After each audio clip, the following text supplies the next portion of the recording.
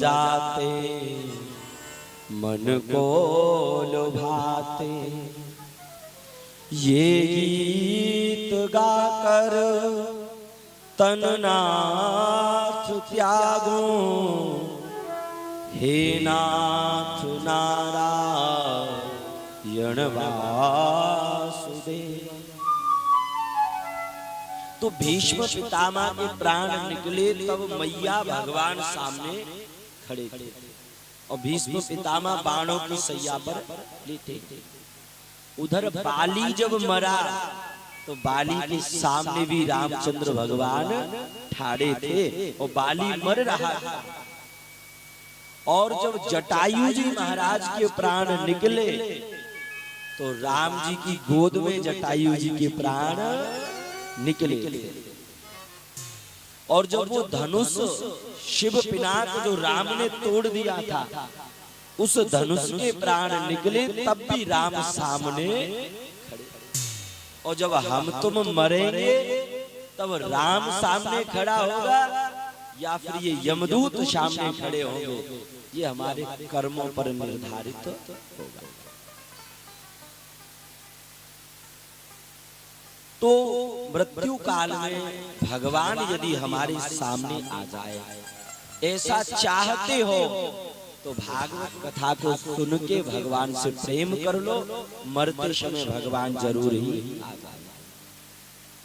आया है सो जाएगा और राजा रंक फकीर, कोई सिंहासन चढ़ चला, कोई बंधा जंजीर। भगवान कृष्ण इस धरती पर आए, 130 वर्ष तक भगवान रहे और भगवान कृष्ण भी चले गए। भगवान राम आए इस धरती पर, 11,000 वर्ष तक राम जी इस धरती पर रहे। उसके बाद राम जी भी अपने धाम को चले गए। आगे जब कलयुग बढ़ जाएगा तो भगवान का अवतार होगा कल की अवतार। आपको पता है? किस किस को पता है? हाथ उठाना। कल की अवतार होगा ना? हाँ भैया पता है। तो भगवान जब कल्कि का अवतार लेकर के आएंगे तो भगवान मैया 11 दिन तक धरती पर रहेंगे।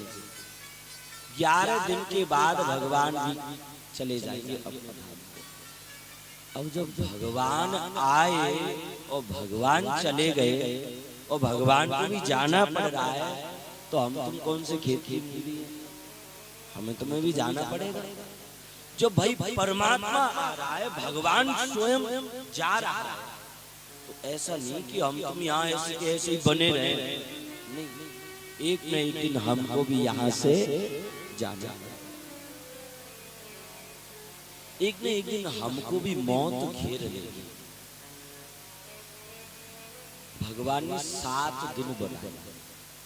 इन्हीं 7 दिनों के भीतर ही भीतर हमको रात को जाना होता है। कोई सोमवार को जाता है, कोई मंगलवार को जाता है, कोई बुधवार। इन्हीं 7 दिनों के भीतर ही हमें तुम्हें जाना होता है। तो यदि हम चाहते हैं कि भाई हमारे मरते समय भगवान आ जाए, तो हमें परमात्मा से प्रेम करना चाहिए। अब इस भागवत कथा में 18,000 श्लोक, तो पहले श्लोक को हम और आप श्रवण करते हैं। सच्चिदानंद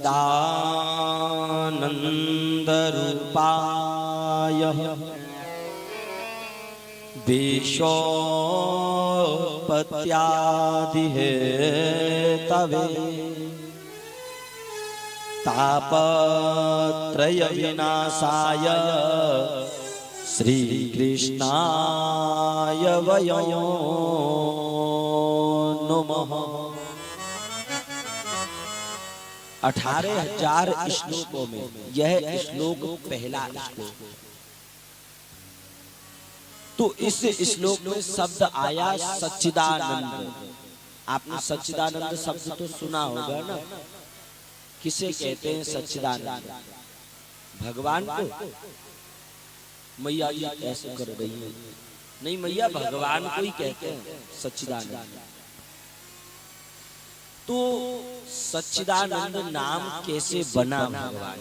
यहाँ पर पहला श्लोक, सत धन चित धन आनंद बराबर सच्चिदानंद।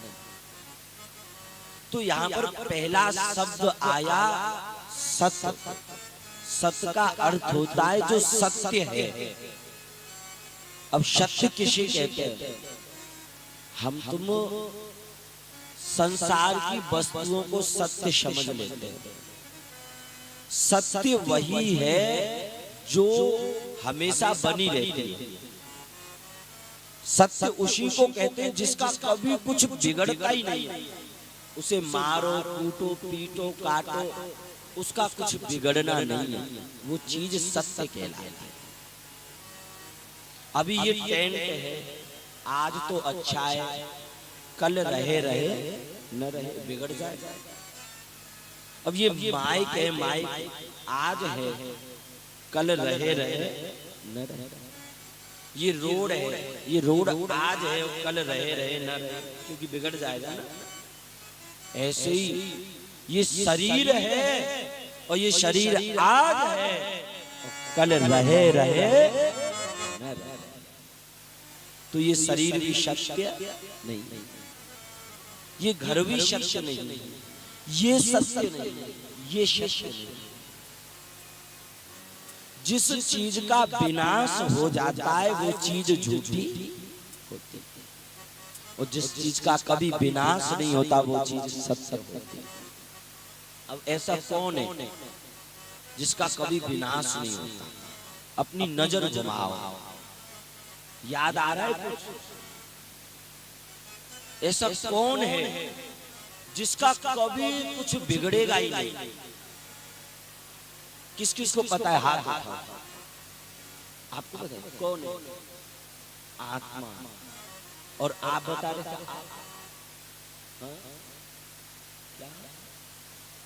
हाँ, लेकिन शरीर समाप्त हो जाएगा तो अपनी भक्ति अपने आप समाप्त हो जाएगी। ऐसा है भगवान। भगवान कल भी था, भगवान आज भी है, और भगवान परसों भी रहेगा। भगवान भूतकाल में भी था, भविष्य काल में भी है, और वर्तमान में भी परमात्मा विद्यमान रहता है। ये घर कल थे, आज है, परसों रहे रहे न रहे। ये शरीर कल था, आज है, परसों रहे रहे। लेकिन भगवान सत्य है। प्रलय हो जाएगी तब भी भगवान रहेंगे, और प्रलय होगी तब भी भगवान रहेंगे, और प्रलय नहीं हो रही है तब भी भगवान है। तो संसार में यदि सत्य है तो वो सत्य केवल भगवान। जितनी ये चीज दिख रही है ये सब झूठी है। देखो, एक होता है शिव और एक होता है सब। सब जानते हैं आप? मुर्दा, उसे सब कहते हैं। शिव महादेव है और सब मुर्दा। शिव में और सब में क्या अंतर है? शिव तो वो है जो सब देख रहा है, महादेव वो है जो सब देख रहा है, और सब वो है जो अब कुछ देख नहीं पा रहा। सब होने से पहले शिव को जान जाओ। सब होने से पहले शिव को जान जाओ। यानी कि मुर्दा बनने से पहले महादेव को पहचान लो। और अगर महादेव को नहीं पहचान पाया तो मुर्दे बन जाएंगे, तो फिर पहचान नहीं पाएंगे। तो ये भागवत कथा का जो पहला श्लोक है इसमें सत्य का वर्णन है। अच्छा, एक सत्य तो जे है वो, अब एक और सत्य होता है। वो सत्य क्या होता है? जो हम तुम बोलते हैं, सत्य बोलते हैं ना हम तुम। अच्छा, सत्य कौन कौन बोलता है? हाथ उठा के बताइए। अच्छा, झूठ कौन कौन बोलता है बताइए। अब आप तो ना तो इधर के हो ना इधर के।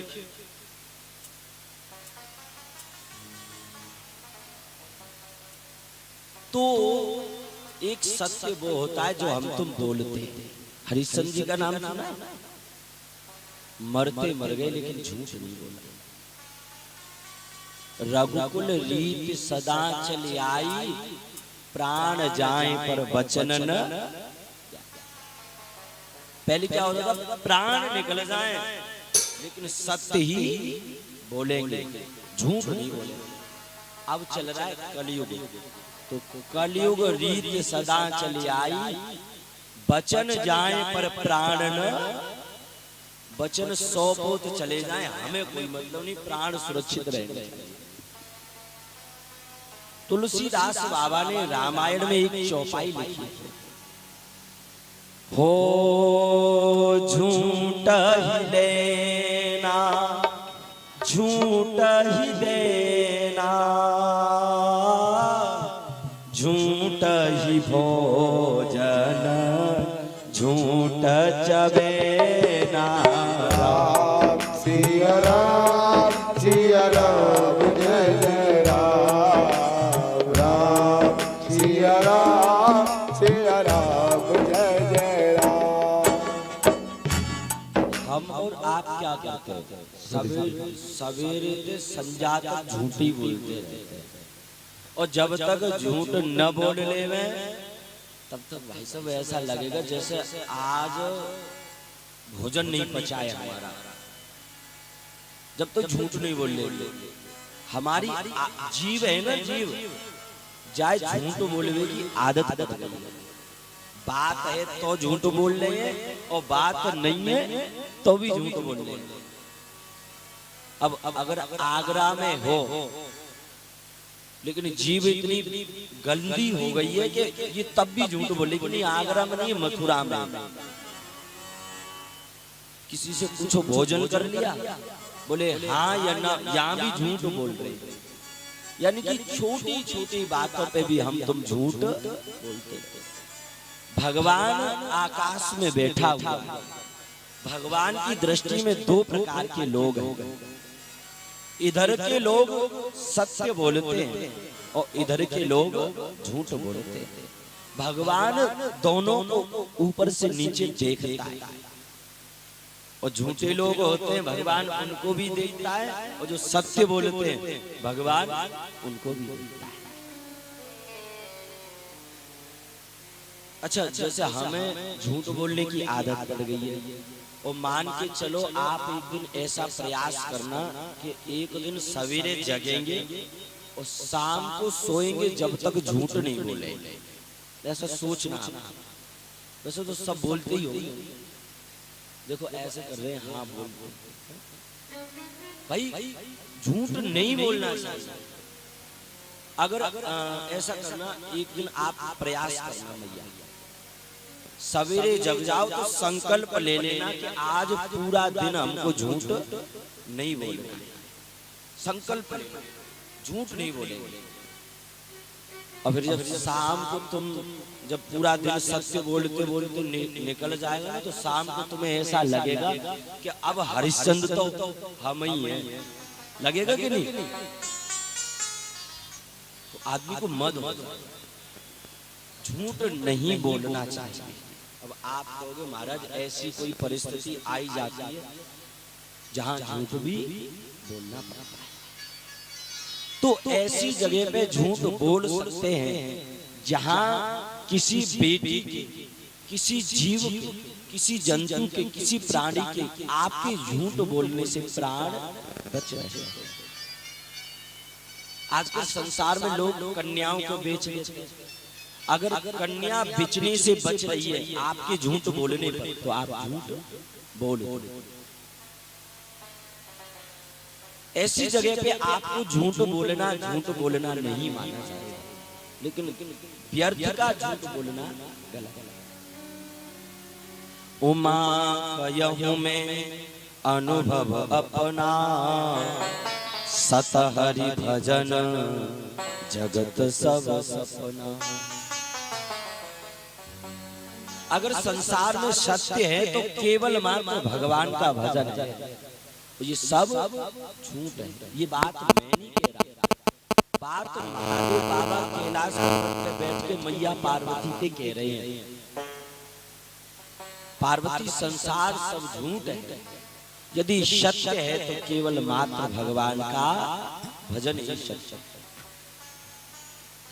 श्री महादेव भगवान की जय हो, श्री खाटू नरेश की जय हो, जय जय श्री राधे श्याम। सत्य भगवान सच्चिदानंद रूपाय सत धन चित। चित जानते हो किसे कहते हैं?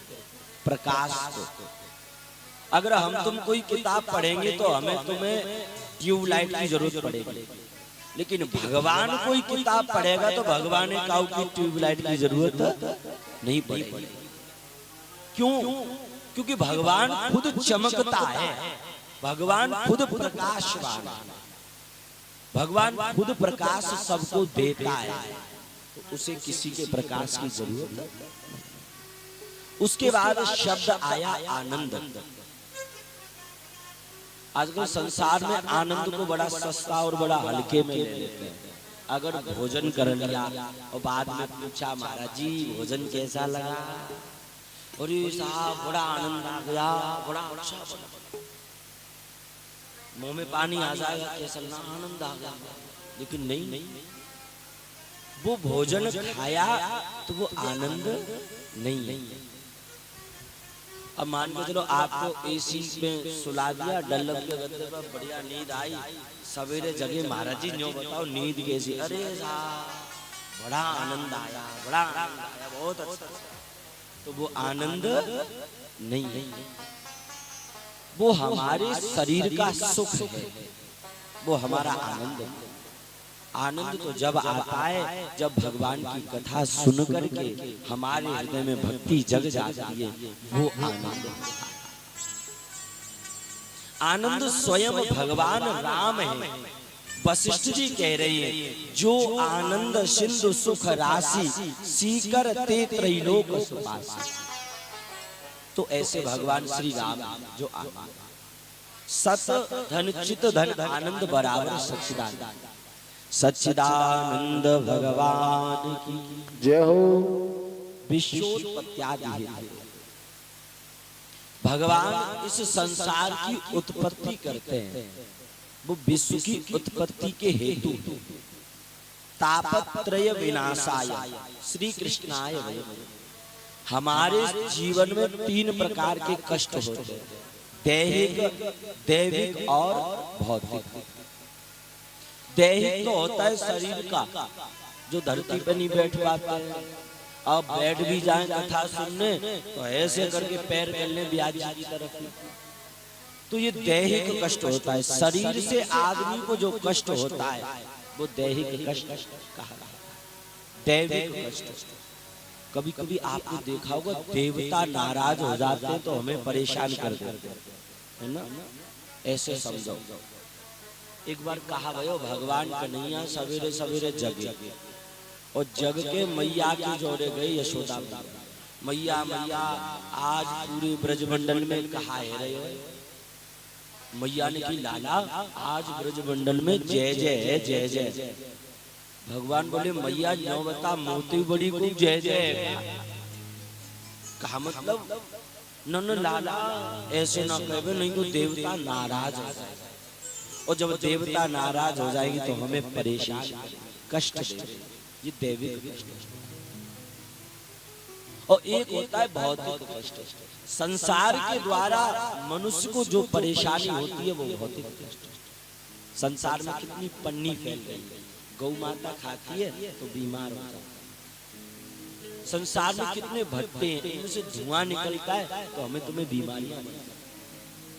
संसार में जो आदमी को कष्ट होता है संसार के द्वारा वो भौतिक कष्ट। अब ये कष्ट तो हमने बता दिया, अब इन कष्टों से बचने का उपाय भी तो पता होना चाहिए। तो वो उपाय है श्री कृष्णाय वयम नमः, जो संसार की उत्पत्ति करता है, जो तीनों प्रकार के कष्टों से बचाता है, ऐसे भगवान कृष्ण को हम सभी बारंबार प्रणाम करते हैं। श्री बाल कृष्ण लाल की जय हो। जय जय श्री श्री राधे श्याम। एक बार क्या हुआ, आज हम और आप कथा सुनने आए हैं। ऐसे ही सौनक आदि 88,000 ऋषि थे। उनके मन में जिज्ञासा भई कि भाई भगवान की कथा सुनने को मिले। तो ब्रह्मा जी के पास गए। 88,000 ऋषि ब्रह्मा जी के पास प्रार्थना करते, कथा सुनना चाहते। तो ब्रह्मा जी महाराज ने एक अपना सुदर्शन चक्र पृथ्वी लोक पर भेज दिया। बोले ये चक्र जहां रुक जाए वहीं तुम सब के सब बैठ जाए। वो चक्र नैमिषारण्य में बैठे, रुक गए। वहां ऋषि बैठे और वहीं पर एक व्यास जी के शिष्य से आए जिनका नाम है सूत जी महाराज। सूत जी महाराज की जय हो। बड़े बड़े ऋषि खड़े होकर के सूत जी को प्रणाम करते, उनके चरणों की धूल को अपने माथे से लगाने लग गए, उनके लिए रास्ता साफ करने लग गए, उनकी स्तुति करने लग गए। प्रणाम किया और कहा, हे सूत जी महाराज, अब आप हमें भगवान की कथा, भगवान को प्राप्त करने का कोई सरल साधन बताइए। अच्छा, एक बात बताओ, अगर किसी आदमी से तुम्हें कुछ चाहिए तो थोड़ी सी बाकी चापलूसी करनी पड़ेगी, जब ही देवेगो महाराज, नहीं तो नहीं देंगे। थोड़ा सा आपको बोनस देना पड़ेगा। अब जब बोनस दे दोगे ना तो वो तुमसे खुश हो जाएंगे, काम और अच्छा हो जाएगा। तो 88,000 ऋषियों ने क्या किया, सूत जी महाराज बैठे, भगवान से मिलने का मार्ग बता देंगे। पहले इनकी चापलूसी करो तब जी बता देंगे, ऐसे नहीं बता। अज्ञान ध्वांत विध्वंसा कोटि शौर्य समाप्रवः सूताख्यायि कथा सारो मम कर्ण रसायनो। 88,000 ऋषि कह रहे हैं, महाराज जी अगर एक सूर्य निकलता है तो संसार का अंधेरा समाप्त हो जाता है। ऐसे ही आपके हृदय का जब ज्ञान निकलेगा तो हमारे हृदय का अंधकार दूर हो जाएगा। भगवान को प्राप्त करने का कोई साधन बताओ। सूत जी महाराज बोले, ऐसी कथा सुनाऊंगा जो कथा देवताओं को भी सुनने को नहीं मिली, ऐसी कथा, और वही कथा हमें भगवान से मिला दी गई। तो कहा कि ये कथा देवताओं को क्यों नहीं मिली? तो यहाँ पर सूत जी महाराज कहते हैं, अब तांस विज्ञाय न ददौ स कथामृतौ श्रीमद् भगवती वार्ता सुराणामपि दुर्लभः। जब राजा परीक्षित को 7 दिन में मरने का श्राप लग गया। अच्छा, परीक्षित जी कौन थे? आप में से कौन कौन जानता है? हाथ उठाना। परीक्षित जी कौन थे? आपको नहीं पता है? बताओ। हाँ देखो, बताए उन्हें, ताली बजाओ इनके लिए। हम तुमको नहीं पता है, बच्चों को पता है। तो परीक्षित कौन थे? 5 पांडव थे, अर्जुन, भीम, नकुल, सहदेव और युधिष्ठिर। इनके अर्जुन थे, अर्जुन के पुत्र अभिमन्यु, अभिमन्यु के पुत्र हुए राजा परीक्षित।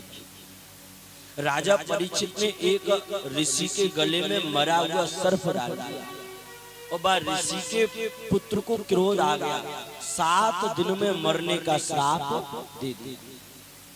मेरे पिता के गले में मरा हुआ सर्प डाला है, 7 दिन के अंदर अंदर यही सर्प तुम्हें डस लेगा तो मर जाओ। तो परीक्षित सुखदेव के पास आए और भगवान की कथा सुन। लेकिन देवताओं को पता पड़ा कि पृथ्वी पे परीक्षित कथा सुन रहे हैं, तो देवता आगे धरती पे किसी कथा हमें हुए सुनाए तो हम सुनेंगे हम। तो सुखदेव ने मना कर दिया, नहीं देवताओं इस कथा के अधिकारी तुम नहीं, ये कथा तुम्हें सुनने को नहीं मिली। बोले क्यों? बोले तुम इस कथा को व्यापार के माध्यम से सुन रहे हो।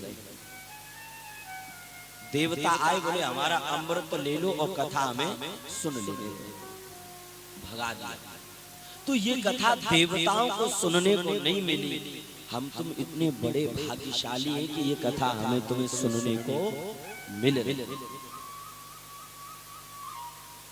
लेकिन आजकल क्या है, हम तुम इतना ध्यान नहीं देते कथाओं को, हम तुम इतना ध्यान नहीं देते हैं भगवान की तरफ।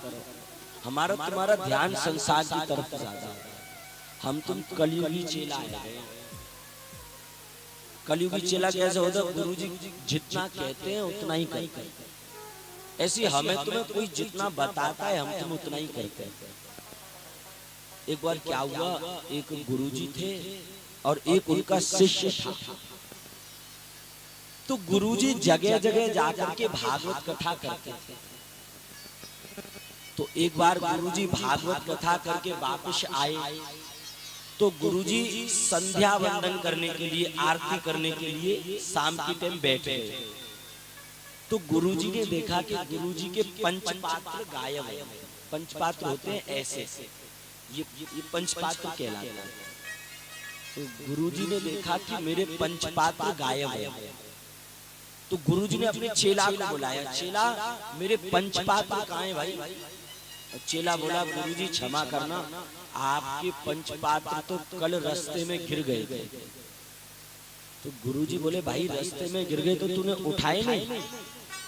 चेला बोला, गुरु तो आप हैं, आपको बताना चाहिए कि कोई चीज गिर जाए तो उठानी चाहिए। आपने कभी बताया ही नहीं कि कुछ गिरे तो उठा लो। गुरुजी बोले, चेला तो मिला लेकिन बिल्कुल मूर्ख मिला। भाई कोई चीज उठाने की तो ये बताने की बात, वैसे ही उठा लो। तो गुरुजी बोले, कोई बात नहीं, अगली बार से कुछ भी गिरे तो तुम उठा लेना। चेला बोला, गुरुजी अब की बार कुछ भी गिरेगा मैं जरूर उठा लूंगा। अगले दिन कथा करने के लिए गुरुजी गए, घोड़े पे जा रहे थे, तो अचानक से घोड़े ने गोबर कर दिया। अब चेला को गुरुजी की बात याद आ गई कि कुछ भी गिरे तो उठा लेना। मिट्टी का पात्र लिया, वो गोबर उसमें रख लिया। अब गुरुजी पूजा करने के लिए बैठे तो जाके रख दिया गुरुजी के सामने। गुरुजी बोले, ये क्या है? बोले, गुरुजी कल ये घोड़े से गिर गया था और आपने कहा था कुछ भी गिरे तो उठाना। गुरुजी बोले, बिल्कुल ही मूर्ख है, ये उठाने की चीज नहीं है भाई। तो बोला, गुरुजी आप ही तो कह रहे थे कि कुछ भी गिरे तो उठाना, तो मैंने उठा लिया। गुरुजी बोले, तुम ऐसे नहीं समझोगे, तुम एक नंबर के गधा हो, एक नंबर के मूर्ख। मैं तुमको एक लिस्ट बना देता हूँ, उस लिस्ट में लिख देता हूँ क्या क्या उठाना है।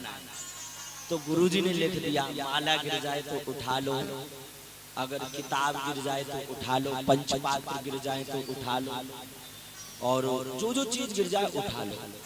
अगले दिन फिर कथा करने के लिए जा रहे थे, तो गुरुजी घोड़े पे बैठे थे। अचानक से सामने गड्ढा आया, तो घोड़े का पैर फिसल गया, तो घोड़ा भी गिर गया, गुरुजी भी गिर गए। अब गुरुजी बेहोश हो गए। तो इसने एक एक चीज उठा ली और ऐसे बैठ के गुरुजी का इंतजार कर रहा है, गुरुजी कब उठेंगे। गुरुजी कब उठे, और गुरुजी गड्ढे में पड़े बेहोश हो गए। अब थोड़ी देर बाद गुरुजी ने आंखों को मेला तो देखा कि मैं तो गड्ढे में पड़ा हूं।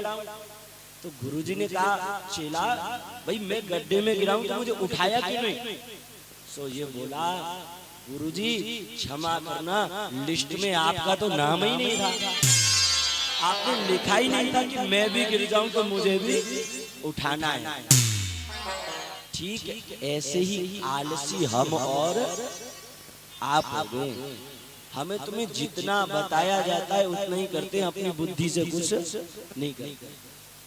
हमारी तुम्हारी इतनी उम्र हो गई, प्रहलाद ने ध्रुव ने 5-5 वर्ष के भगवान को प्राप्त कर लिए, लेकिन हमें तुम्हें अभी परमात्मा के बारे में ये सब बातें नहीं।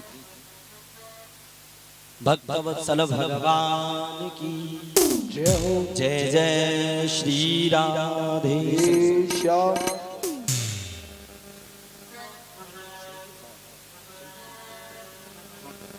तो हमें तुम्हें क्या करना है? श्रवण करना है कथा को। वो कथा को श्रवण करके एक एक शब्द अपने जीवन में उतारना। अब आज के बाद केवल ऐसा नहीं है कि जितना हमने सुना है उतना ही नहीं, अपने मन से भी भगवान की भक्ति और लाड प्यार प्रेम करना सीखिए। अब हम तुम बूढ़े हैं, सींग थोड़े ही निकलेंगे हमारे, कहाँ पे तो कब मौत घेर ले। आइए 2 मिनट संकीर्तन का।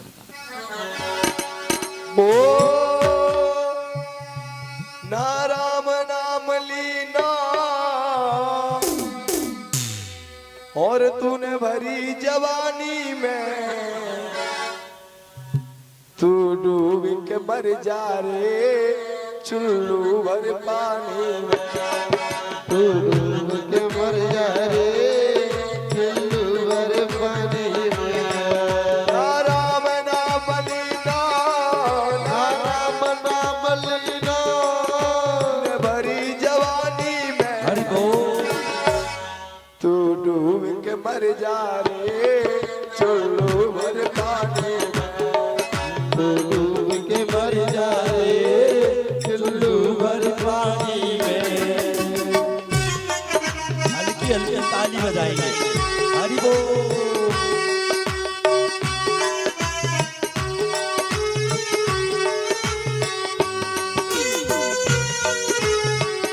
श्री राधे।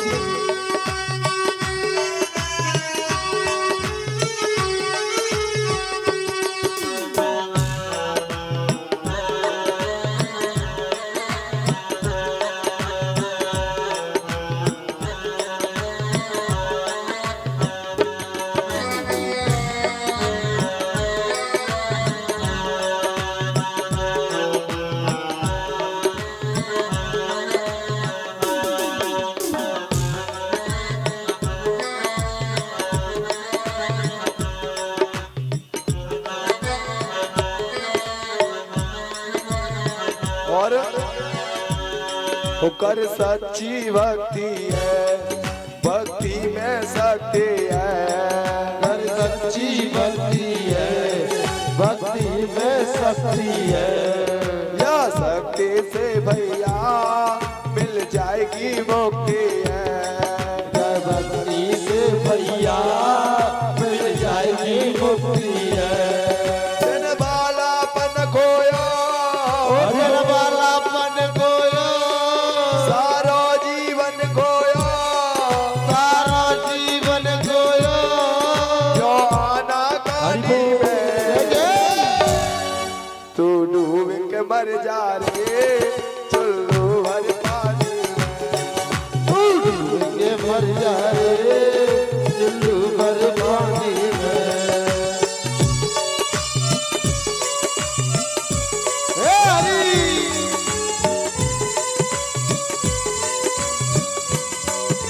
जय जय।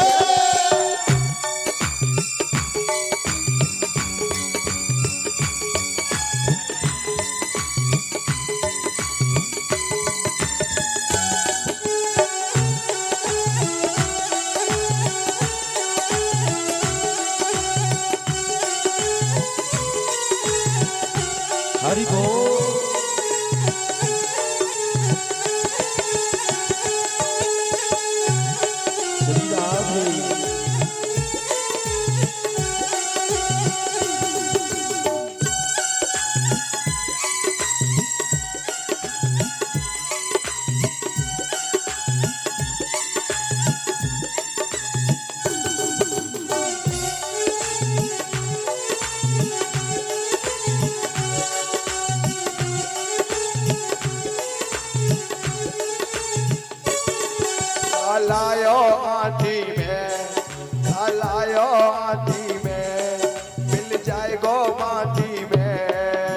लायो माटी में मिल जाएगो माटी में मुका लायो माटी में गो माटी में मिल जाएगो माटी में मिल जाएगो माटी में एक दिन तेरी काया कस जाएगी कांटे में एक दिन कट जाएगी कांटी में कछु कमाए नहीं पाया कछु कमाए नहीं पाया कछु कमाए नहीं पाया कछु कमाए नहीं पाया ऐसी जिंदगानी तू डूब के मर जा रे चुल्लू भर पानी में तू डूब के मर जा रे चुल्लू भर पानी में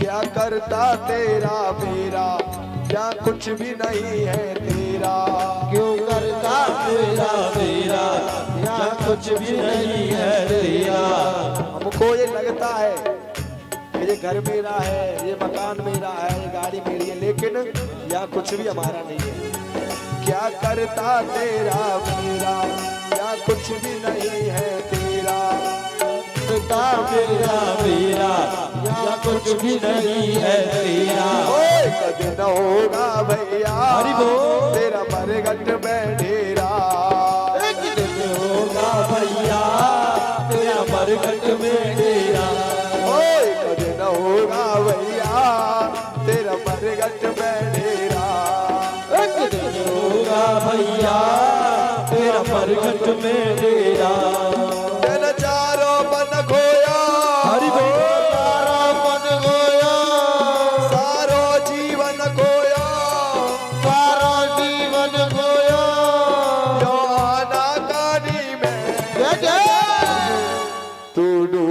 मर जा रे चुल्लू भर पानी में डूब के मर जा रे चुल्लू भर पानी में डूब के मर जा रे चुल्लू भर पानी में ना राम नाम लीना ना हरि को नाम लीना कृष्ण नाम लीना नाम लीना तूने भरी जवानी तू डूब के मर जा रे चुल्लू भर पानी में तू डूब के मर जा रे चुल्लू भर पानी में श्री राधे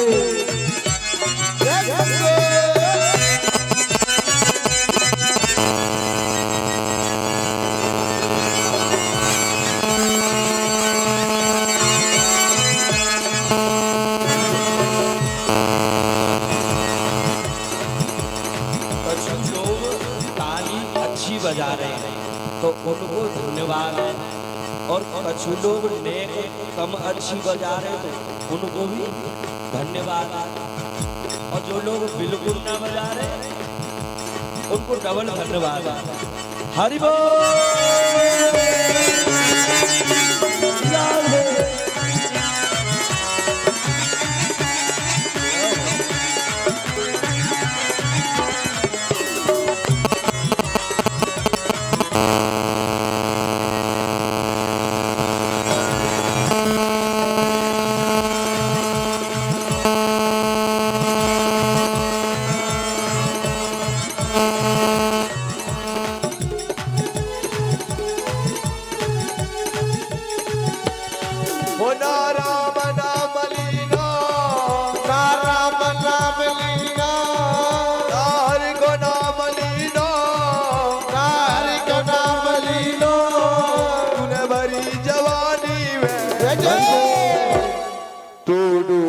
मर जा रे चुल्लू भर पानी में तू डूब के मर जा रे चुल्लू भर पानी में तू डूब के मर जा रे चुल्लू भर पानी में तू डूब के मर जा रे चुल्लू भर पानी में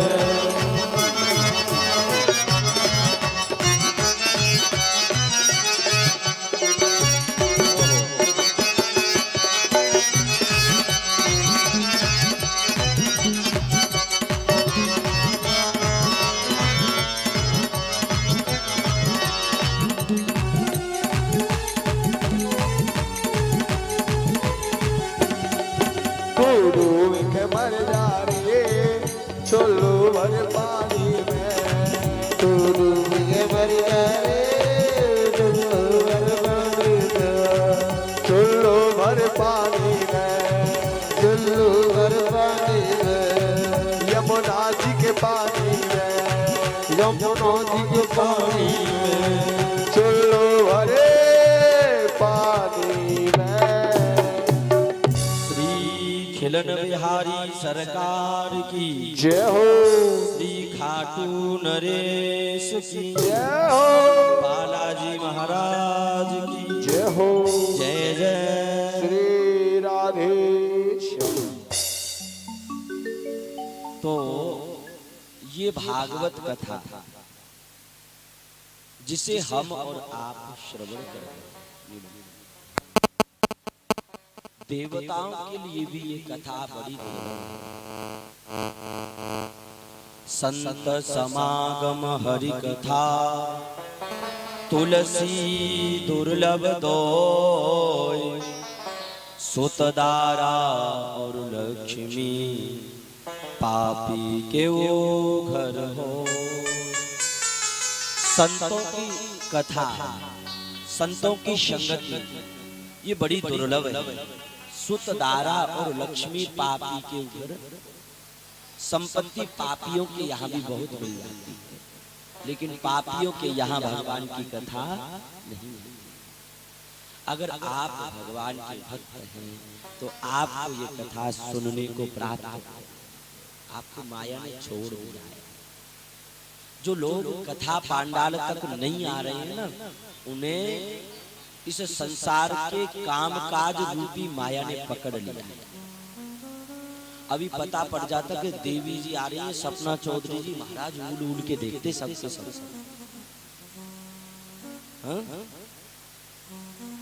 लेकिन अभी भागवत है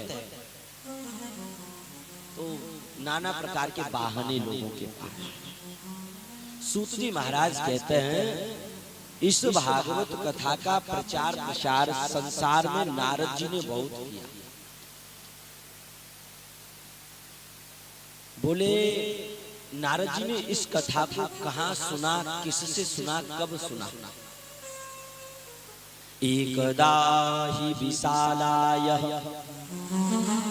चत्वारो ऋषयो मलः। एक बार नारद जी महाराज भ्रमण करते करते बद्रीनाथ में गए। बद्रीनाथ धाम में 4 ऋषि बैठे थे, सनक, सनंदन, सनातन और सनत कुमार। ये ब्रह्मा जी के पुत्र हैं 4।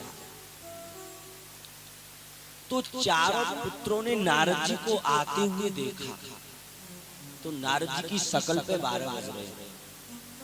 नारद जी का मुखमंडल उतरा हुआ है, ऐसे नारद जी परेशान से लग रहे।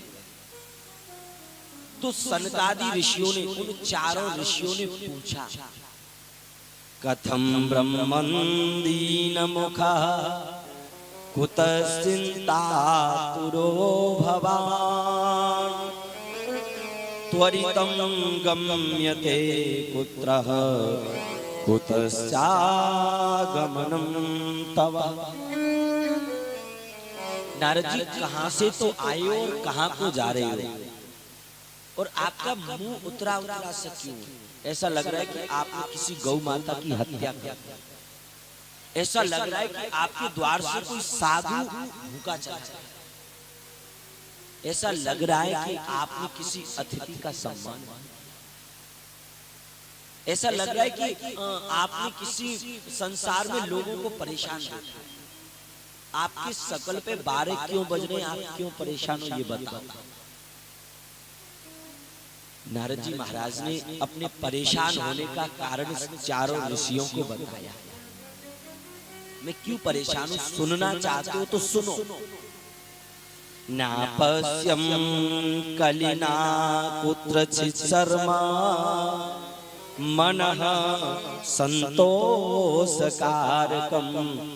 कलिना रूप धर्मेण बधितो धुना तरुणी प्रभुता के श्याल को बोधिदायक। बोले मेरे परेशान होने का कारण जानना चाहते हो तो सुनो। एक बार मैं धरती पर घूमने के लिए गया और मैंने धरती पर सभी लोगों को अपने अपने दुखों से परेशान देखा। मैंने पूरी पृथ्वी पर पाप देखा। कहीं लोग जुआ में मस्त हैं तो कहीं लोग शराब पी के आनंद रहे हैं, कहीं लोग दूसरी स्त्री का संग कर रहे हैं तो कहीं लोग मांस मदिरा का सेवन कर रहे हैं। तुम्हें परेशान हो गया। ना पश्यम पुत्र छिच्छर्म मनः संतोषकारक। सर्वप्रथम में जब गया इन क्षेत्रों में तो मैंने चारों तरफ कलयुग देखा, पाप देखा। एक जगह मैंने क्या देखा, तरुणी प्रभुता गेहे श्यालको बुद्धिदायक। तरुणी प्रभुता पति और पत्नी है, संसार में रह रहे हैं तो एक मिनट भी ऐसा नहीं है इन लोगों का जो प्रेम से गुजरे। हर समय लड़ाई लड़ाई लड़ाई लड़ाई, सब स्वार्थ से प्रेम करते हैं। छोटी छोटी बातों पे संसार के लोग पति पत्नी आपस में लड़ जाते हैं। तो मैं संसार के पति पत्नियों को देख करके दुखी हो गया कि ये लोग कैसे लड़ रहे हैं। एक बात बताऊं, आजकल वास्तव में पति और पत्नी में ज्यादा झगड़ा होता है। ये लोग 7 वचन लेते हैं कि भाई 7 जन्मों तक एक दूसरे के साथ, अपनी सनातन संस्कृति में ही 7 जन्मों तक साथ रहने का वादा किया जाता है। लेकिन 7 जन्मों की तो कौन कहे, 7 महीने भारी पड़ने लग जाते हैं। आजकल की स्थिति बता रहे हैं, ऐसी क्या था, एक पति और पत्नी थे, दोनों का नया नया विवाह हुआ। 7-8 महीने बाद दोनों में एक दिन झगड़ा हो गया।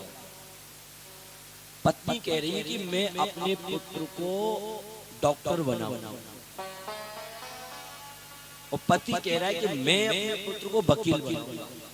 अब दोनों इसी बात में लड़ रहे हैं, मतलब वकील बनाओ, नहीं मैं डॉक्टर बनाऊं, दोनों लड़ रहे हैं। तो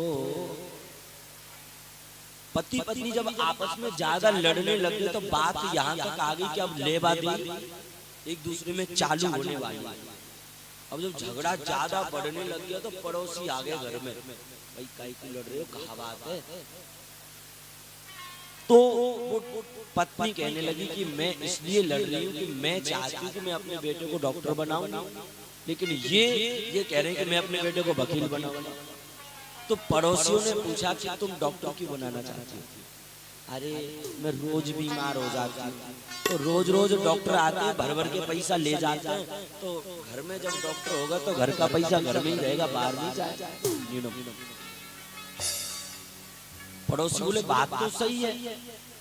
अच्छा, पति देव से पूछा तुम क्यों लड़ रहे हो? बोले मैं अपने बेटे को वकील बनाना चाहता हूँ, मैं डॉक्टर नहीं बनने दूंगा। क्यों? बोले वकील बन जाएगा मेरा बेटा तो मेरे आए दिन लोगों से झगड़े हो जाते हैं, लड़ाई हो जाती है, रोज रोज कोर्ट कचहरी के चक्कर काटने पड़ते हैं मुझे। अब जब घर में वकील होगा तो घर में ही वो मामला सुलझ लेगा। तो पड़ोसियों का बात तो सही है भाई। लेकिन नहीं, कोई किसी की मान ही नहीं रहा, ना तो देवी मान रही, ना देवता जी मान रहे, झगड़ा बढ़ने लग गया। तो पड़ोसी बोले चलो कोई बात नहीं, ना तो तुम्हारी सुन रहे ना तुम्हारी सुन रहे, बेटा कहाँ है, बेटा कोई बुला लो, भाई से पूछ लेंगे वो क्या बनना चाहता है।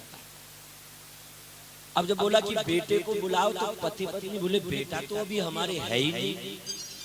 तो बोले भाई बेटा नहीं तो अभी से लड़ रहे हो। यानी कि इस कलयुग में पति और पत्नी ऐसे लड़ते हैं, बात है तो भी लड़ रहे हैं और बात नहीं है तो भी लड़ते ही जा रहे हैं। तरुणी प्रभुता ये है सियाल को बुद्धिदाया।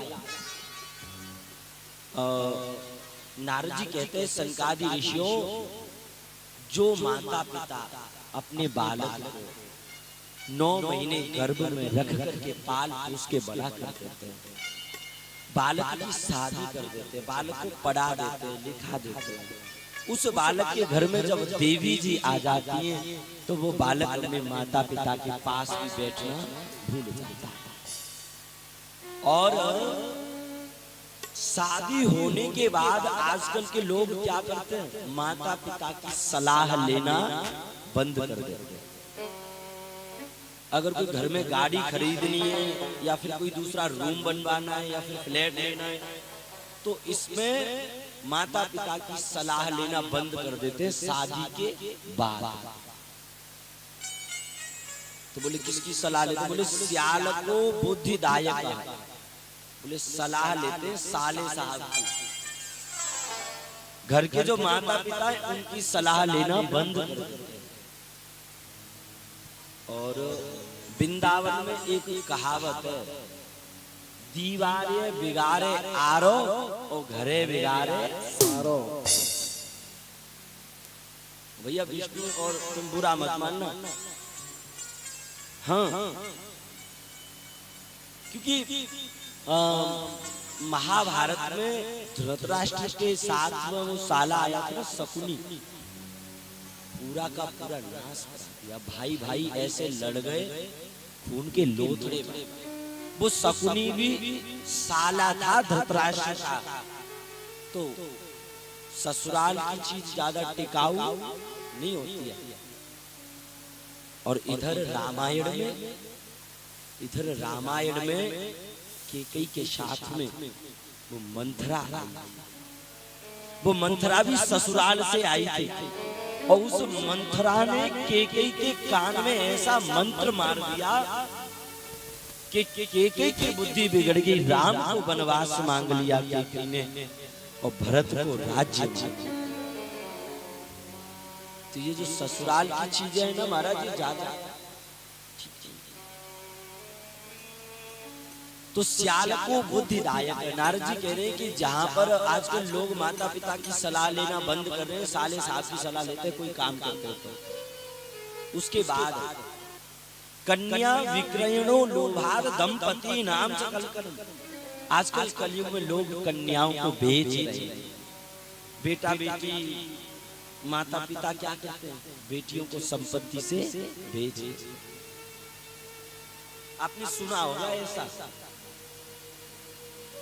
नारद जी कहते हैं पुष्करं च प्रयागं च काशीं गोदावरीं तथा हरिक्षेत्रं कुरुक्षेत्रं श्रीरंगं सेतुबंधनम्। मैं पृथ्वी लोक पर चारों तरफ गया, लेकिन मैंने चारों तरफ पृथ्वी लोक पर पाप ही पाप देखा। क्या पाप देखा? द्यूतम पानम स्त्रियः सूनः रजो वैरवम च पंचमम। द्यूतम लोग जुआ खेलते, पानम मदरा पीते, स्त्रियः पर स्त्री का संग करते, हिंसा, ये सब मैंने कलयुग में देखा। तो मैं बड़ा परेशान हो गया।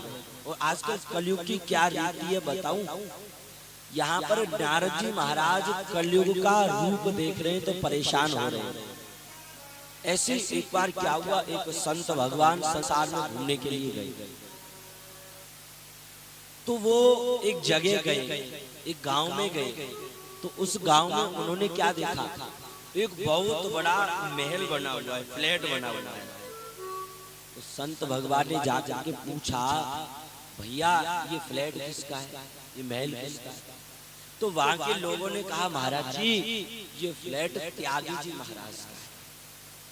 समझ में आ रही है बात? त्यागी जी महाराज का है, यानी कि नाम त्यागी है और सबसे ज्यादा संपत्ति इन पर रखी है, बड़े फ्लैट में रह रहे हैं। इस कलयुग में ऐसा ही होता है, जो लोग अपने आप को त्यागी कहते हैं उन लोगों पर संपत्ति सबसे ज्यादा निकली।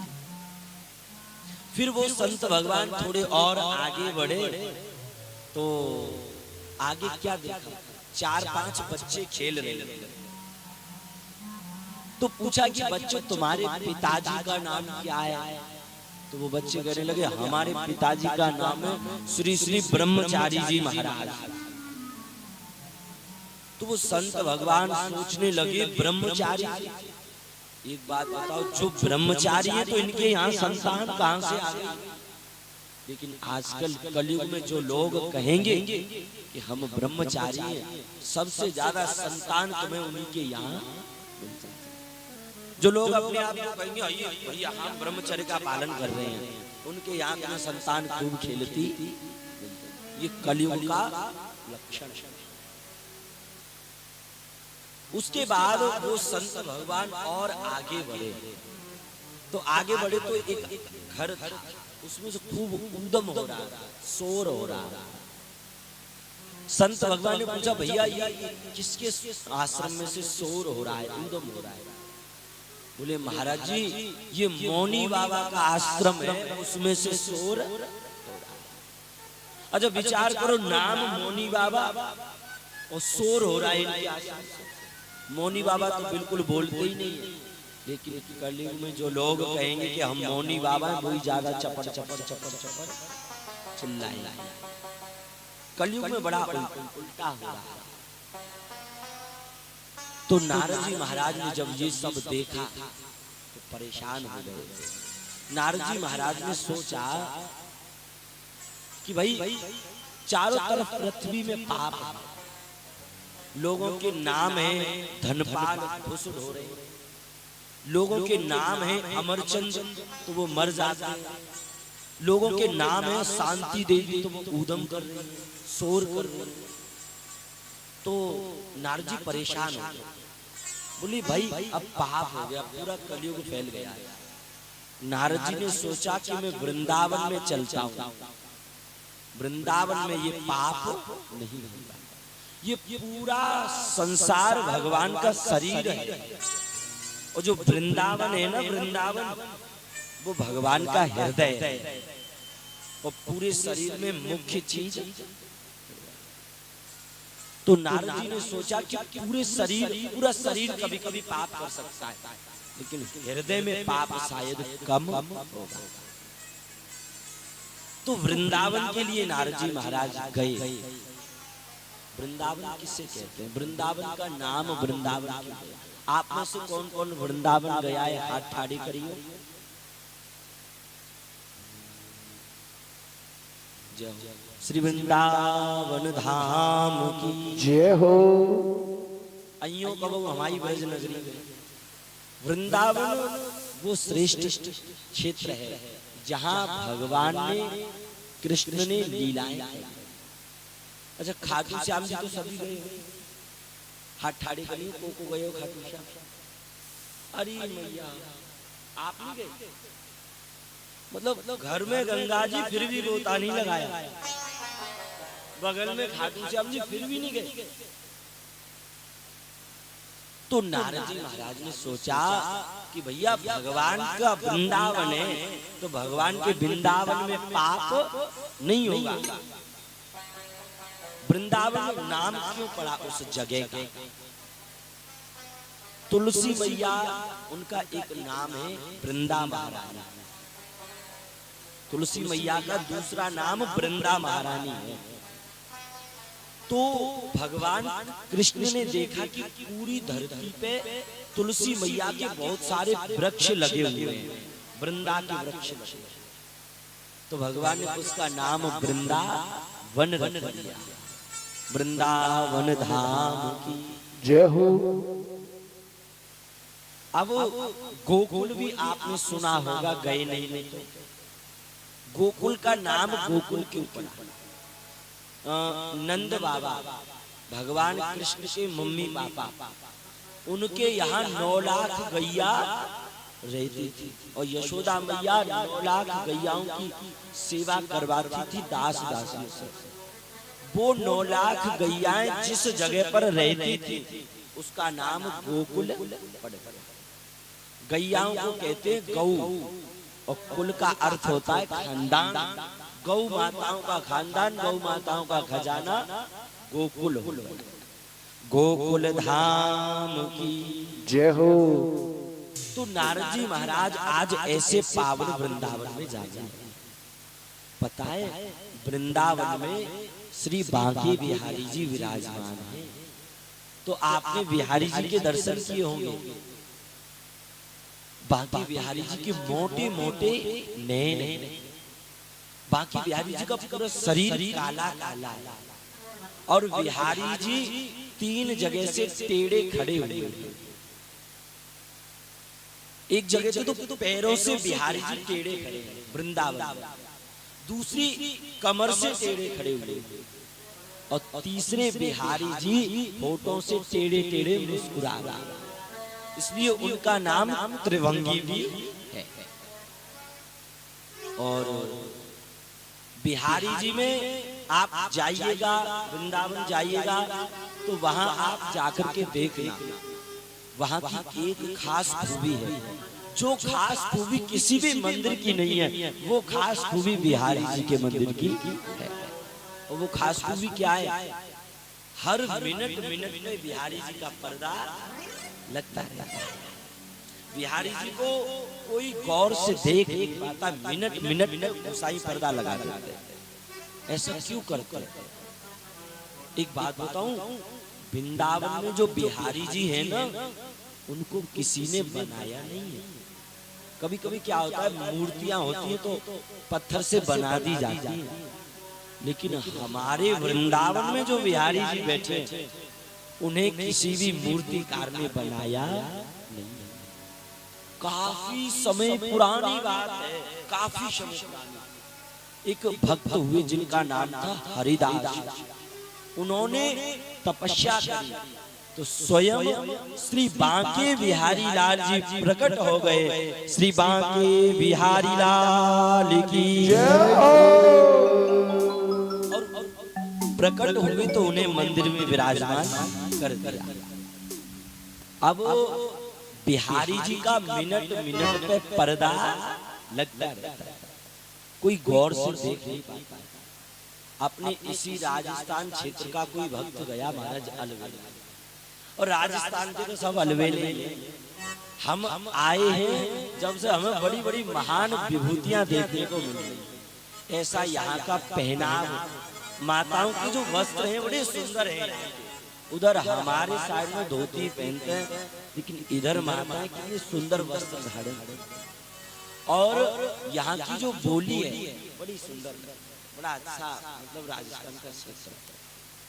तो यहाँ का ही कोई अलवेला भक्त चला गया वृंदावन में, और वृंदावन में गया तो बिहारी जी के दर्शन करने लग गया। और बिहारी जी के दर्शन करने लग गया तो वो बिहारी जी का बड़ा तगड़ा भगत था। तो बिहारी जी के मोटे मोटे नैन, तो ये बिहारी जी की आंखों में आंखें डाल के देखने लगे।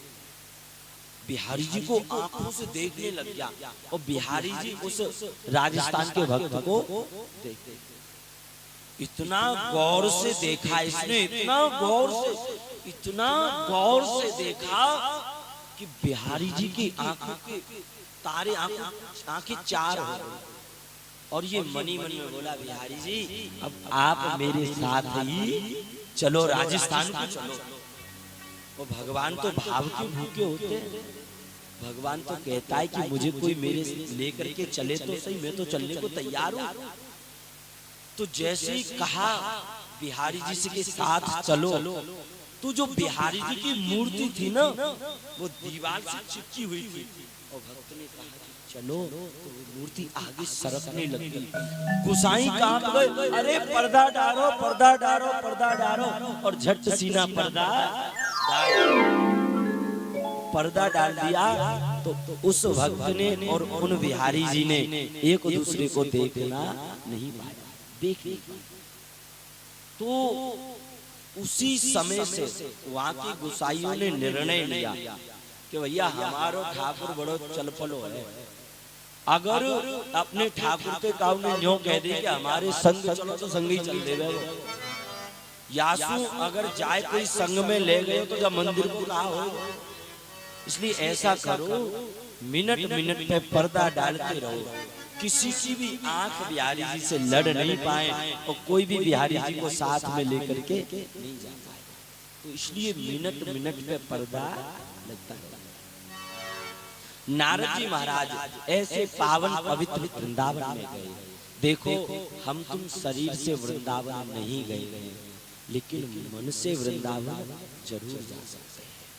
अपने मन को वृंदावन में बिहारी जी के पास ले जाइए और बिहारी जी के मंदिर में खड़े हो जाइए और बिहारी जी के रूप का दर्शन कीजिए।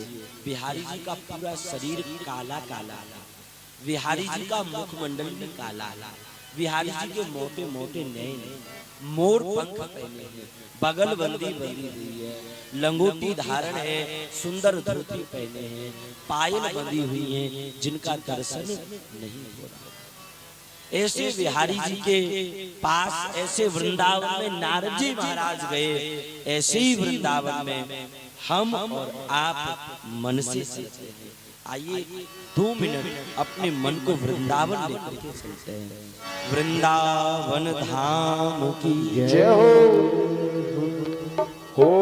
मन बस गयो नन किशोर,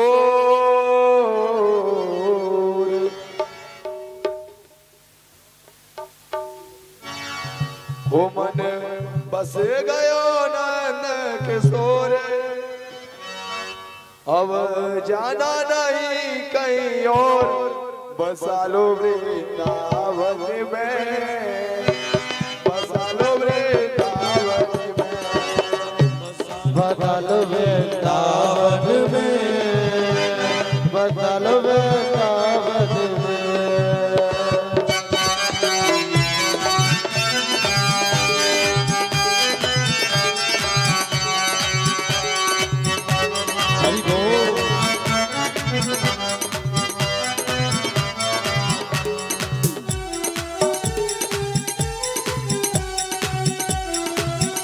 वृंदावन धाम की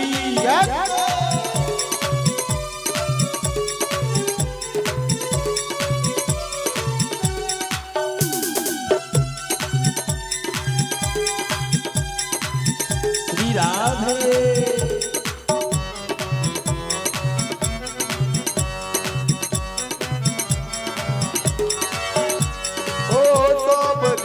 सब जीवन तो है, सौंप दिया सब जीवन तो है, सौंप दिया सब जीवन तो है, सौंप दिया सब जीवन तो है।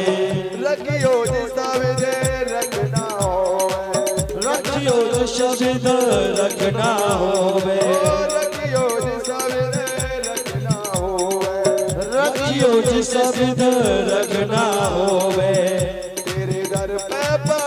सब छोड़ हरि बोल, अब जाना नहीं कहीं और, बसा लो वृंदावन में, बसा लो वृंदावन में, बसा लो वृंदावन में, बसा लो वृंदावन में।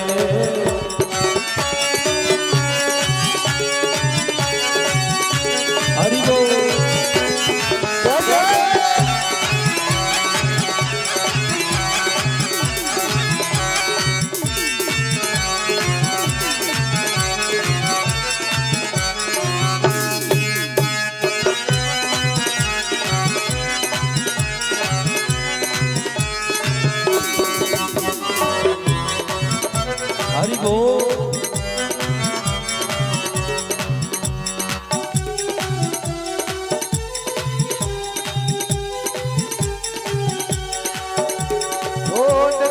तेरे दर्शन करेंगे, लौट दर्शन करेंगे, लौट तेरे दर्शन करेंगे, दर्शन करेंगे। ओ चरणों में तेरे श्रद्धा रखेंगे, चरणों में तेरी श्रद्धा रखेंगे, ओ चरणों में तेरे श्रद्धा रखेंगे, चरणों में तेरी श्रद्धा रखेंगे।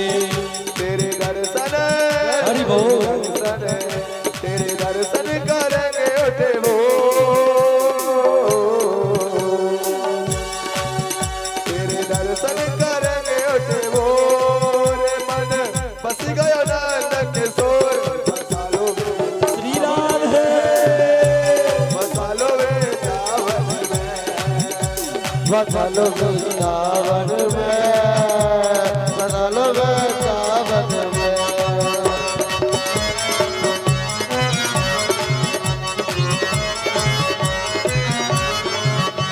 हरि बोल।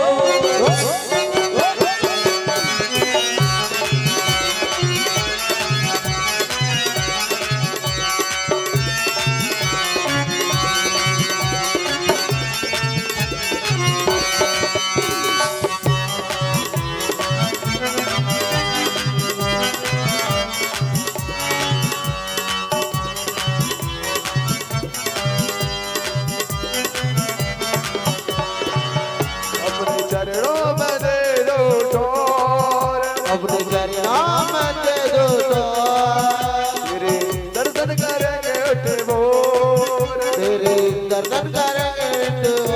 मसालो वृंदावन में, हे हरि मसालो वृंदावन वृंदावन में, मसालो वृंदावन में, मसालो वृंदावन में।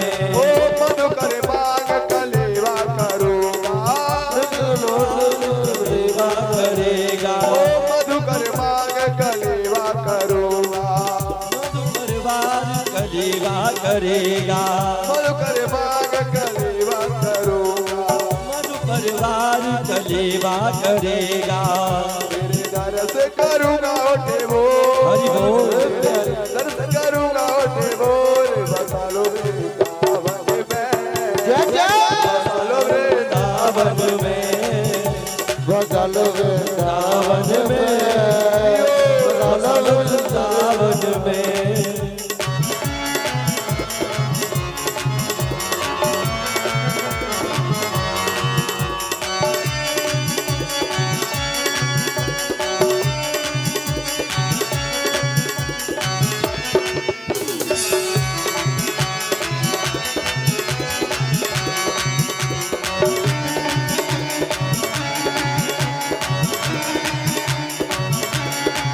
हरि बोल।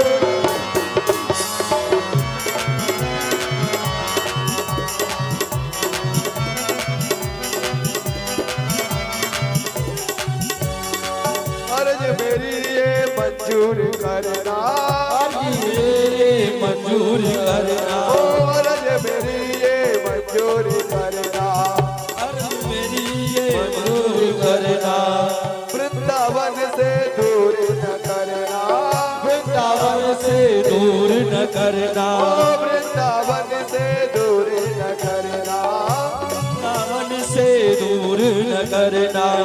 काहे मधुप करी कर जो, हरि बोल। मधुप हरी कर जो, रे अब जाना नहीं कहीं और, बसालो वृंदावन में, बसालो वृंदावन वृंदावन में, बसालो वृंदावन में, बसालो वृंदावन में, वृंदावन में।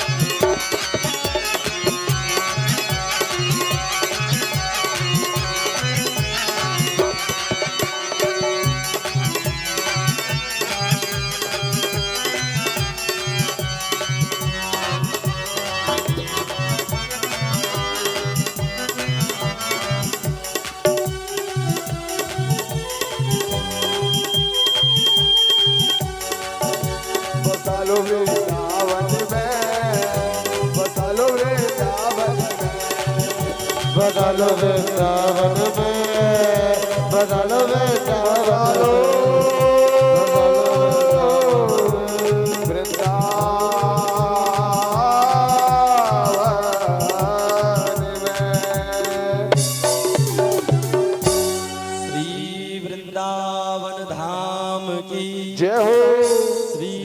बिहारी सरकार की जय हो। जय जय श्री राधे श्याम। तो चर्चा वृंदावन की चल रही है। नारद जी महाराज ने पूरी दुनिया में, पूरी मृत्यु लोक में चारों तरफ पाप ही पाप देखा। तो नारद जी ने सोचा कि मैं वृंदावन में चलता हूं, शायद वृंदावन में पाप नहीं होगा। और जैसे ही नारद जी महाराज वृंदावन में गए तो वृंदावन में यमुना जी बह रहे। यमुना जी के किनारे नारद जी महाराज जा रहे थे तो यमुना जी के बगल में एक स्त्री, सुंदर जवान, उस स्त्री की गोद में दो बूढ़े पुरुष लेटे हुए। और वो दो बूढ़े पुरुष कुछ बोल नहीं रहे। कुछ स्त्रियां उसकी सेवा कर रही और वो जवान स्त्री रो रही है। नारद जी महाराज उसे देख रहे। नारद संत है और संतों का काम क्या होता है? लोगों के दुखों को दूर करना। तो नारद जी ने सोचा कि ये स्त्रियां क्यों रो रही हैं, मैं चल के देखता हूं। लेकिन मैं संत हूं और ये स्त्रियां, अगर कोई संत स्त्रियों के बीच में जावेगा तो समाज क्या कहेगा कि बाबा बैरागी देवियों के बीच में जाता है। इसलिए नारद जी महाराज वहां से जाने। लेकिन वो स्त्री बुलाने लगी नारद जी को। भो भो साधो क्षणं तिष्ठः मच्चिन्तामपि नाशयः दर्शनं तव लोकस्य सर्वथा यघरो परो। रुकिए महाराज, रुकिए संत भवन, रुकिए 1 मिनट के लिए। क्षणं तिष्ठः। नारद जी महाराज, आप हमारे दुख को दूर करिए। हमने सुना है अगर कोई सच्चा संत मिल जाता है तो जीवन में समस्त परेशानियों का समाधान हो जाता है। तो नारद जी महाराज ने पूछा, देवी आप कौन हो? आप यहाँ क्यों रो रही हो? आपकी गोद में ये बूढ़े पुरुष लेटे, ये कौन है? आपकी ये देवियां सेवा कर रही है, कोई पंखा खा रही है, कोई जल पिला रही है, कौन है? तो वो स्त्री कहने लगी, अहम भक्तिरितिख्यातो इमौ में तनयो मतः ज्ञान वैराग्य नामानहो कालयोगेन जर्जरहो।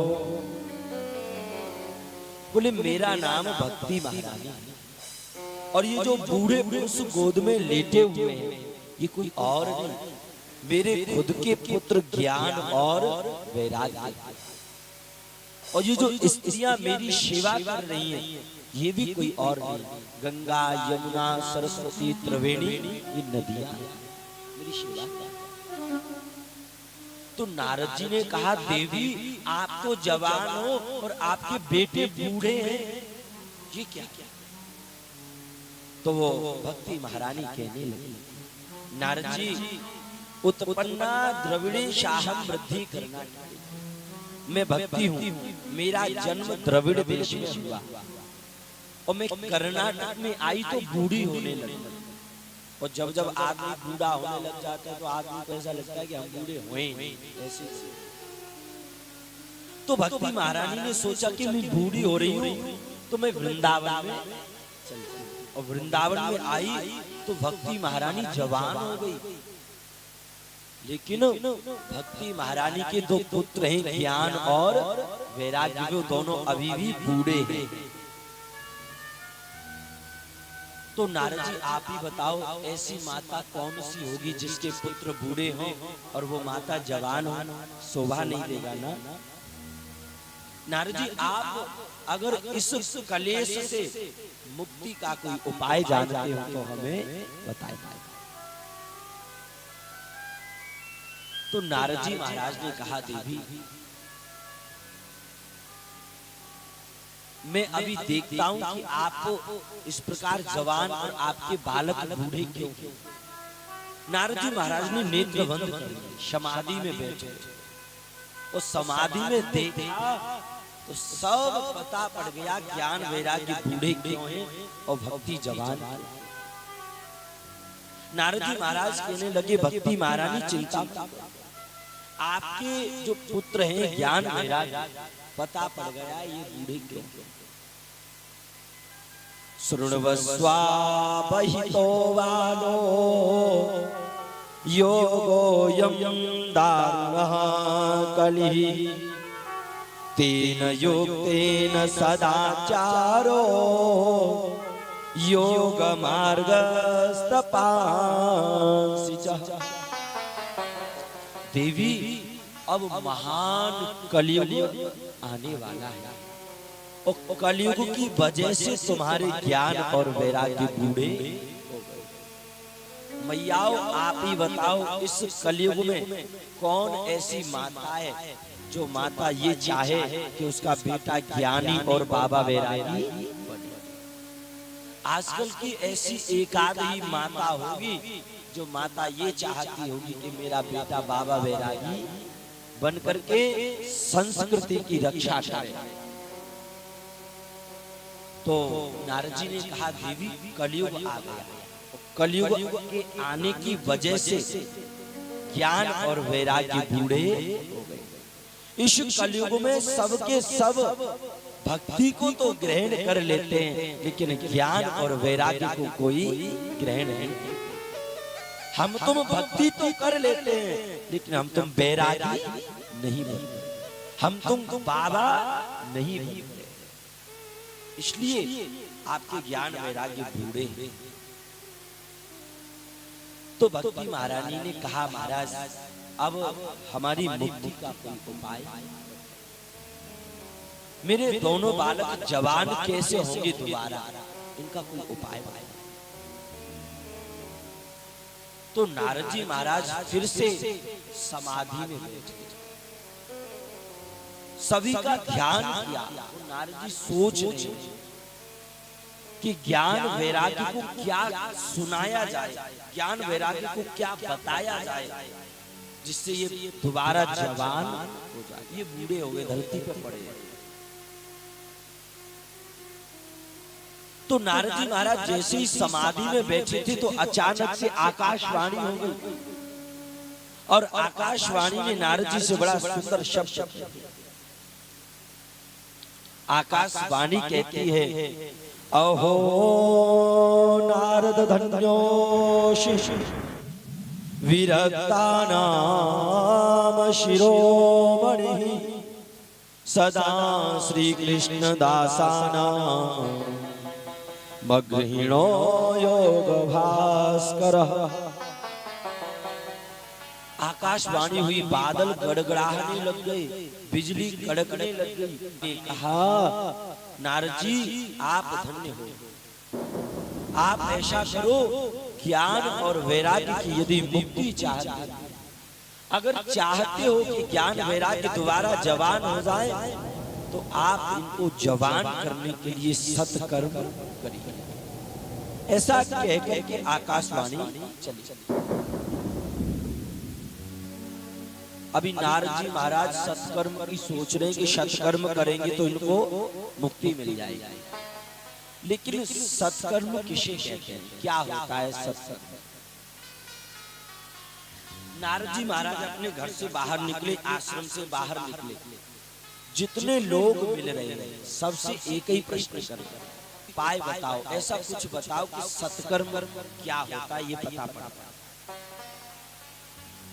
हम तुम भी कहते हैं ना कि कभी कभी सत्कर्म करो, ये बुरे कर्म तो खूब कर लिए, ऐसे ही नारद जी हर एक जीव से, हर एक प्राणी से पूछ रहे कि भैया सत्कर्म क्या?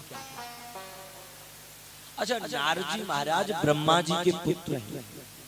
वो भाई जब ब्रह्मा जी संसार को बनाने वाले, उस संसार को बनाने वाले का बेटा अगर किसी से प्रश्न कर देवे तो सामने वाला घबरा जाएगा।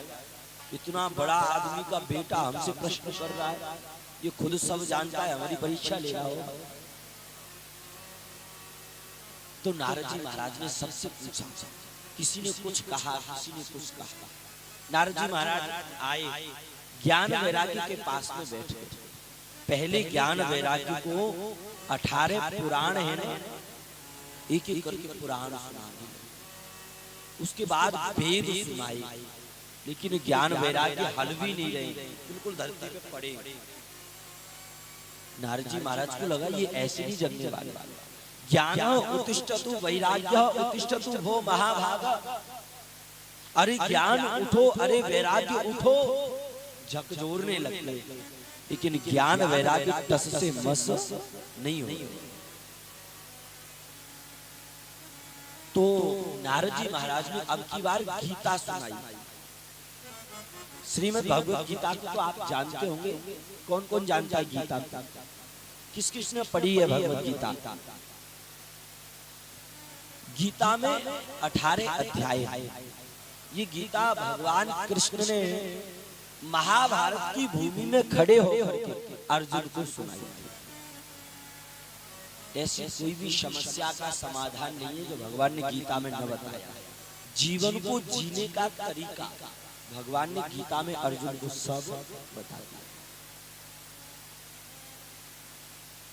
तो उस गीता को सुनाया, और गीता को सुनाया तो ज्ञान वैराग्य के कानों में गीता गई, और जैसी गीता गई तो ज्ञान वैराग्य हल गए, थोड़े से छेद हो गए, जगने लगे। गीता का इतना प्रभाव है। लेकिन जैसे गीता पूरी हो गई, 18 अध्याय के श्लोक पूरे हो गए, तो ज्ञान वैराग्य फिर से वैसे के वैसे ही धरती पे गिर पड़े। तो बोले फिर अब क्या किया जाए जो ज्ञान वैराग्य की मुक्ति हो सके? गीता सुना दी, पुराण सुना दिए, वेद सुना दिए, शास्त्र सुना दिए, लेकिन ज्ञान वैराग्य जगने का नाम नहीं ले रहे। तो नारद जी महाराज ने सोचा कि अब की बार ज्ञान वैराग्य को 18,000 श्लोकों की भागवत कथा सुनवाऊंगा, तब तो शायद ये जग जाएंगे। तो नारद जी महाराज भ्रमण करते करते करते करते सनक, सनंदन, सनातन और सनत कुमार 4 ऋषि एक जैसे ही है, चारों की शकल एक जैसी, और चारों की उम्र भी एक जैसी है, 5-5 वर्ष के। नारद जी गए और नारद जी ने प्रश्न किया, भाई किसी आदमी को मुक्ति दिलाना है, किसी का सत्कर्म करना है, तो ऐसा कोई सत्कर्म बताइए। तो सनकादि ऋषियों ने नारद जी को सत्कर्म बताया। नारद जी अगर ज्ञान वैराग्य चेत हैं, मूर्छित पड़े हैं, अगर ज्ञान वैराग्य को जगाना चाहते, अगर सत्कर्म करना चाहते हो जीवन में, तो भागवत कथा ही सबसे बड़ा सत्कर्म होता है। ये सत्कर्म हमको और आपको भी अपने जीवन में करना चाहिए। जीवन में एक बार जरूर ही जरूर भागवत कथा कराना चाहिए। ये सत्कर्म होता है। 18 पुराणों का निचोड़, 4 वेदों का निचोड़ इस कथा में विराजमान है। तो हरिद्वार में बद्रीनाथ धाम में एक आनंद नाम का घाट है। उस घाट पर भक्ति, ज्ञान और वैराग्य बैठे। नारद जी महाराज बैठे, पांडाल बना लिया, घास का सुंदर आसन बना लिया, और चारों ऋषि कथा कहने लग गए और नारद जी महाराज कथा सुन गए। कथा प्रारंभ हुई। भाग्यो दयेन बहुजन्म समर्जितेन शतसंगमं च लभते पुरुषो यदा वै। सनकादि ऋषि कहते हैं कि भैया भाग्योदयेन बहुजन्म समर्जितेन, आदमी के एक जन्म नहीं अनेक जन्मों में जब पुण्य उदय हो जाते हैं तब जाकर के उसे भागवत कथा सुनने को मिलती है। और अनेक जन्मों के जब पुण्य उदय हो जाते हैं तब जाकर के आदमी मनुष्य बनता है। अन्यथा 84 लाख योनियां, कभी मेढक, कभी छिपकली, कभी सर्प, कभी कुत्ता, न जाने हम तुम क्या क्या बनते रहते हैं। 84 लाख योनियों में घूमने के बाद अब हम तुम मनुष्य बने। तो बोले ये भागवत कथा सुनाई। सनकादि ऋषि कथा कहने लगे और नारद जी महाराज कथा के श्रोता बन गए। ऐसे आज अपनी मैया परीक्षित बनी हुई है ना, ऐसे ही वहां पर नारद जी परीक्षित बन गए और सनकादि ऋषि व्यास कथा कहने लगे। और सनकादि ऋषि नारद जी से कहते हैं मैया एक जन्म नहीं अनेक जन्मों के जब पुण्य उदय हो जाते हैं तब जाकर के कथा सुनने को मिलती है। अन्यथा आदमी का जीवन निकल जाता है चपड़ चपड़ करने में, गोल्ड और गुटखा खाने में, दारू पीने में, बीड़ी पीने में, चुगली करने में, इनमें सब निकल जाता है। कथा सुनने को नहीं मिलती। और यहाँ भी अभी इस समय न जाने कितने लोग होंगे जो लोग अपने घरों में आराम कर रहे हैं, कितने लोग होंगे जो दारू पी रहे हैं, उनके कानों में आवाज जा रही होगी लेकिन उन्हें कोई मतलब नहीं। तो अभी उनके अनेक जन्मों के पुण्य उदय नहीं हुए। अगर पुण्य उदय हो जाते तो वो कथा में आ जाते और कथा सुनने लग जाते। कथा प्रारंभ हुई, सुंदर मंगलाचरण इत्यादि किया और मंगलाचरण इत्यादि के बाद इदं भागवतं नाम पुराणाम ब्रह्म सन्निधौ भक्ति ज्ञान विरागाणां स्थापनाय यदोस्कृता। कथा प्रारंभ। तो सनकादि ऋषियों ने श्रीमद् भागवत कथा को श्रवण करने के नियम बताए नारद जी को कि ये कथा कैसे श्रवण करनी चाहिए। श्रीमन्नारायण नारायण नारायण श्रीमन्नारायण नारायण नारायण नारायण नारायण श्रीमन्नारायण नारायण नारायण श्रीमन्नारायण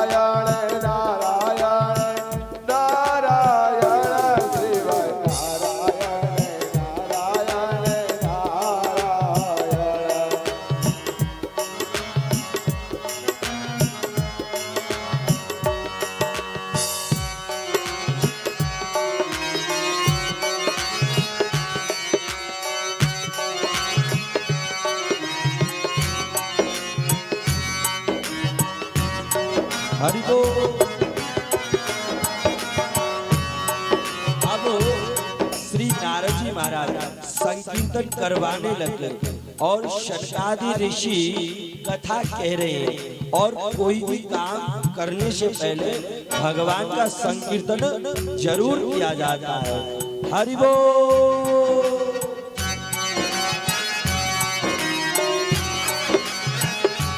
जय हो।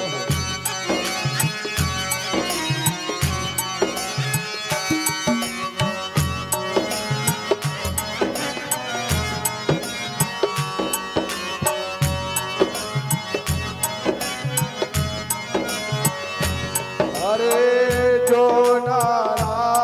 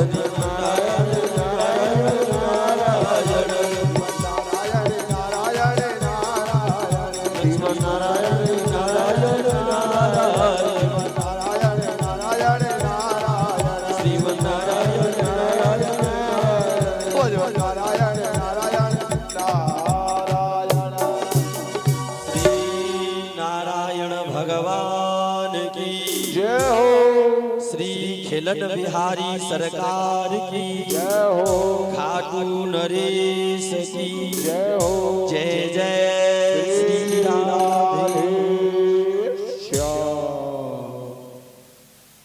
तो अपनी कथा सनकादि ऋषि और नारद जी के बीच में चल रही है।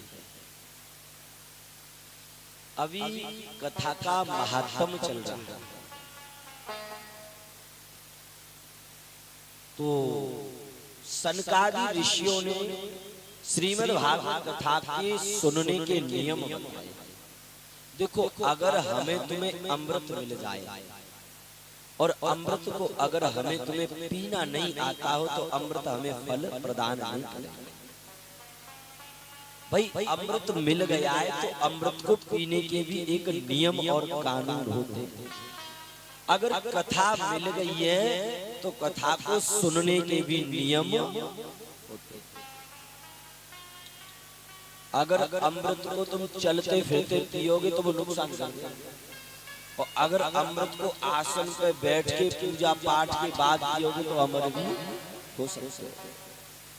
ऐसे ही अगर कथा को बिना नियम के सुनोगे फल तो मिलेगा, लेकिन जितना नियम से कथा को सुनोगे उतना फल नहीं मिलेगा। ये कथा अगर नियम से सुनी जाए तो ज्यादा फल प्रदान करती है। तो कथा के नियम क्या है? सर्वप्रथम यदि कोई श्रीमद् भागवत कथा करा रहा है तो उसे सर्वप्रथम जो खुद के परिवारी जन हैं उनसे सलाह लेनी चाहिए। सलाह लेने के बाद एक अच्छे व्यास जी वक्ता ऐसा होना चाहिए जो दृष्टांतः कुशलोधीन, जो कथा कहना जानता हो, जो कथा समझाना जानता हो, ऐसा कथा कहने वाला लेकर के आना चाहिए। सुंदर एक स्थान देखना चाहिए। अगर कथा घर में कराई जा रही है तो फल मिलेगा, अगर कथा गौशाला में कराई जा रही है तो ज्यादा फल मिलेगा, अगर कथा किसी मंदिर पे कराई जा रही है तो और ज्यादा फल मिलेगा, अगर कथा किसी विद्यालय में कराई जा रही है तो और ज्यादा फल मिलेगा। सुंदर जगह देखनी चाहिए। जितना बेटी के विवाह में धन लगता है उतना धन का प्रबंध करके कथा करनी चाहिए। सभी को निमंत्रण देना चाहिए, संतों को, ब्राह्मणों को, साधुओं को और गृहस्थों को, ऋषियों को, मुनियों को, सबको, रिश्तेदारों को, सबको निमंत्रण देना चाहिए कि हमारे यहाँ कथा हो रही, आप सभी आइए। उसके बाद जो परीक्षित बना हुआ है उसके लिए भी अनेक नियम है।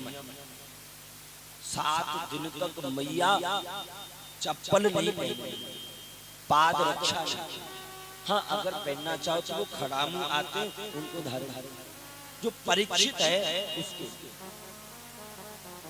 और अगर कथा सुन रहे हैं तो कथा का नियम तो ये है भैया कि कथा फलाहार से नहीं, कथा तो बिल्कुल घी पी करके सुननी चाहिए। हाँ, परीक्षित जी ने कथा सुनी थी 7 दिन तक, 7 रात तक, तो परीक्षित जी ने तो पानी नहीं पियो। तो नियम ये कि घी पियो और कथा सुनो। और जैसे ही कहा कि ऐसा कथा सुनो तो श्रोताओं की शकल पे 12 बजे, हाँ, भूखे भजन हुए न गोपाला, भूखी लगेगी तो कथा कहाँ से सुन लेंगे। तो सनकादि ऋषि बोले कोई बात नहीं, एक समय फलाहार कर लो, एक समय भोजन कर लो, ऐसे करके कथा सुनो। तो कथा सुनने वाले बोले नहीं वो आनंद नहीं आएगा, भूख लगेगी तो कथा नहीं सुन पाएंगे। तो कह दिया कि ठीक है, खूब चकाचक भोजन करो, अच्छे से खाओ, लेकिन कथा जरूर सुनो, ये नियम। 7 दिन तक जो चारपाई होती है ना, परीक्षित को और व्यास को उसमें सहन नहीं करना चाहिए। और 7 दिनों तक ना तो अपने केस कटवाने चाहिए बाल, और ना ही नाखून काटना चाहिए। 7 दिनों तक कथा कहने वाले को बहुत कम बोलना चाहिए, केवल मात्र कथा कहे जवई बोले। और कथा सुनने वाला 7 दिनों में बहुत कम बोले, बहुत कम। जितनी जरूरत हो उतना ही बोले, जहां लगे कि यहां बोलना ही पड़ेगा वही बोलना। मौन रहे 7 दिन तक, भगवान का चिंतन करें। 7 दिन तक किसी से भी गलत नहीं बोले। तुलसी या संसार में सबसे मिलिए धाय, ना जाने किस भेष में नारायण। क्या पता भगवान किस रूप में कथा सुनने आ जाए और हम अभिमान के बस उसे उल्टा सीधा बोल दे। तो उस आदमी को, कथा सुनने वाले को, कथा कहने वाले को बड़ा कम बोलना चाहिए।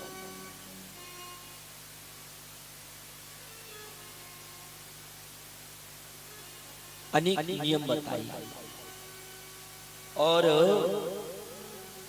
जो माताएं बहनें कलश उठाती, प्रतिदिन दीपक जलाती, सुबह परिक्रमा में भाग लेती, अनेक। नारद जी ने जब ये नियम सुने तो नारद जी प्रसन्न।